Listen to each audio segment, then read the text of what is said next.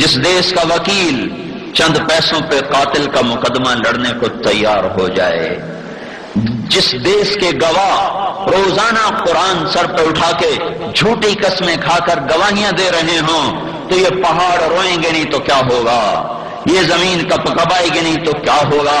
زمین تو کب سے اللہ سے پوچھ رہی تھی، یا اللہ مجھے اجازت دے میں انہیں لے جاؤں۔ پانی پوچھتا ہے، زمین پوچھتی ہے، فرشتے پوچھتے ہیں۔ مسند احمد کی روایت ہے کہ سمندر کہتا ہے یا اللہ اجازت دے تو میں آ جاؤں۔ ما من یوم الا والبحر یستأذن ربه فی ان یغرق ابن آدم، اللہ اجازت دے تو میں چڑھ جاؤں۔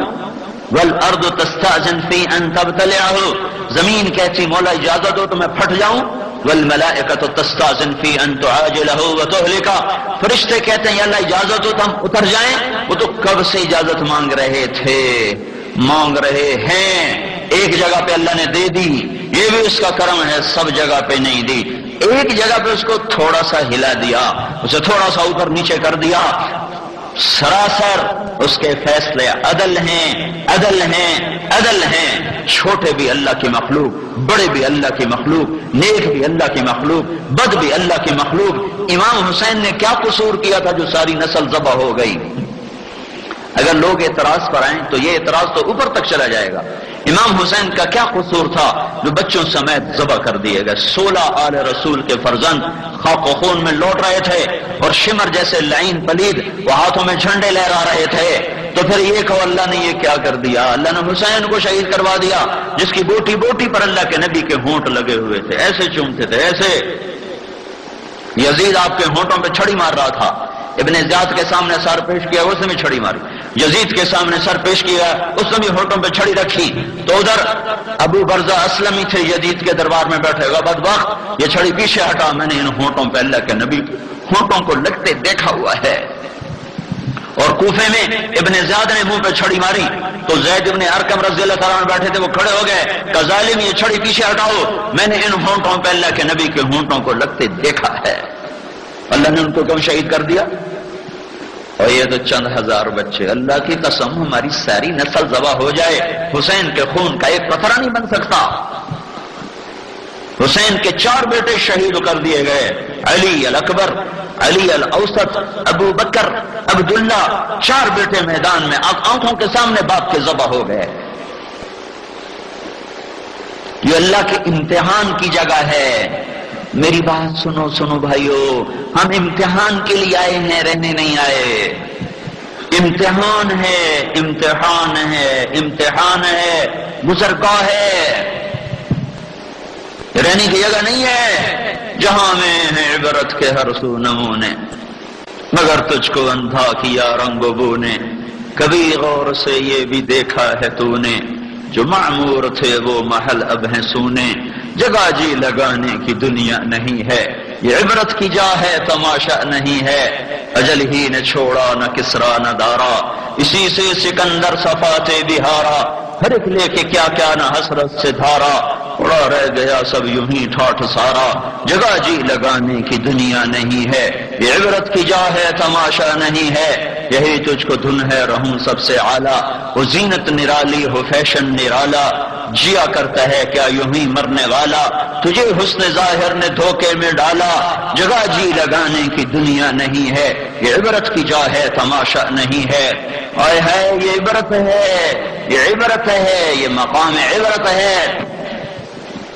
تو میرے بھائیو، سب کو ہمیں توبہ کی ضرورت ہے۔ جب دھرتی پہ ظلم ہوتا ہے تو یہ پھر فریاد کرتی ہے، جب مظلوم کا آنسو ٹپکتا ہے، بحر بر میں آگ لگ جاتی ہے، اصل سزا جزا تو آگے آ رہی ہے، اصل جزا سزا کا نظام آگے ہے۔ یہ عبرت کے نمونے ہیں جو اللہ تبارک و تعالیٰ کبھی کبھی دائیں بائیں اوپر نیچے دکھاتا ہے، لیکن اس نے اپنے اچھے بندوں کو بھی آزمایا، بروں کو پکڑا، اچھوں کو آزمایا۔ ہمارے نبی ابن ماجہ کی روایت، آپ نے فرمایا 30 دن میرے اوپر ایسے گزرے کہ میں نے روٹی کا ایک لقمہ نہ کھایا، 30 دن سوائے پانی اور کھجور کے میرے پیٹ میں کچھ نہ گیا۔ پیٹ پہ 2 پتھر بندھ گئے، گھروں میں چراغ نہیں ہے۔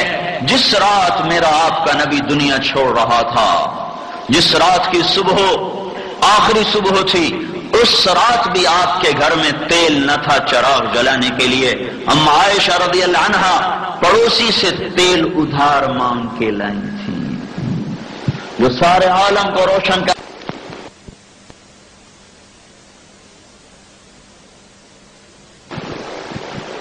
اور کوئی 1 من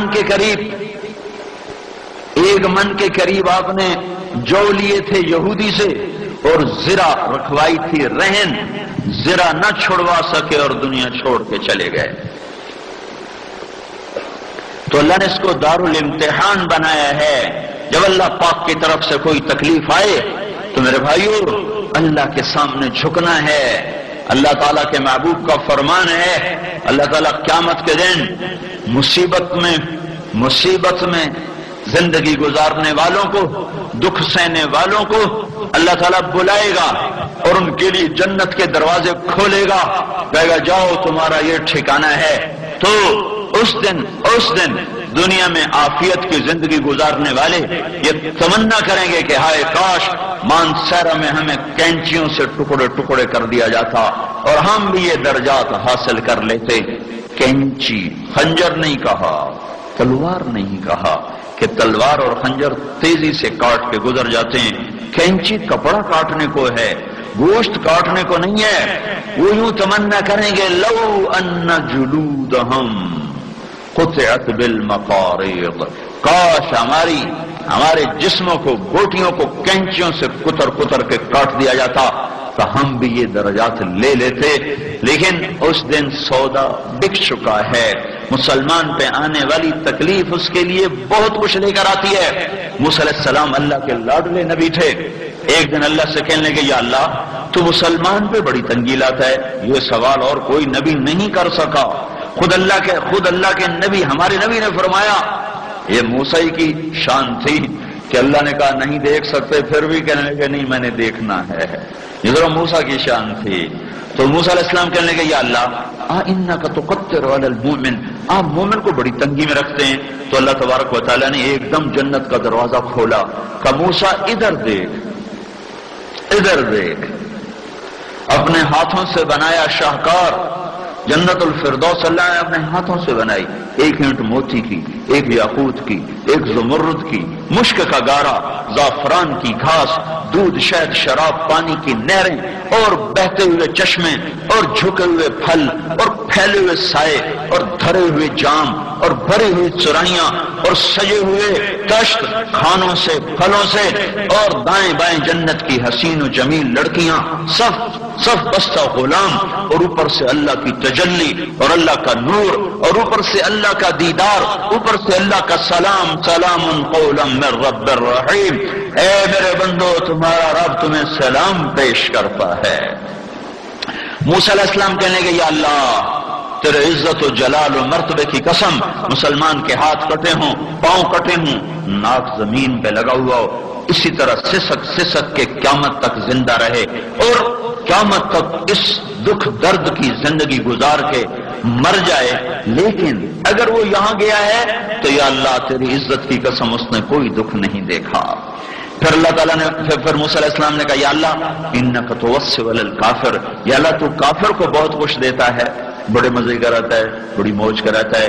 تو اللہ تعالیٰ نے جہنم کا دروازہ کھولا، کہا موسیٰ ایک نظر ادھر بھی، انہا لظا نزاعۃ للشوا تدعو من ادبر وتولى وجمع فاوعى انها عليهم مؤصدة في عمد ممددة النار الكبرى يصلى النار الكبرى فيعذبه الله العذاب الأكبر في سموم وحميم وظل من يحموم لا بارد ولا كريم۔ جہنم کو قرآن بول رہا ہے کہ وہ بھڑکتی ہے، وہ جھپکتی ہے، وہ چنگھاڑتی ہے، وہ چیختی ہے، وہ چلاتی ہے، اس کا دھواں، اس کی آگ، اس کا پانی، اس کا پتھر، اس کا سانپ، اس کے فرشتے، اس کی زنجیریں، اس کی بیڑیاں، اس کی ہتکڑیاں، اس کے کانٹے، اس کی جھاڑیاں، اس کا جنگل، ایک چیز میں کیا بتاؤں، ایک قطرہ زمین پہ گراؤ ساری مٹی کڑوی ہو جائے گی، پہاڑ کڑوے ہو جائیں گے۔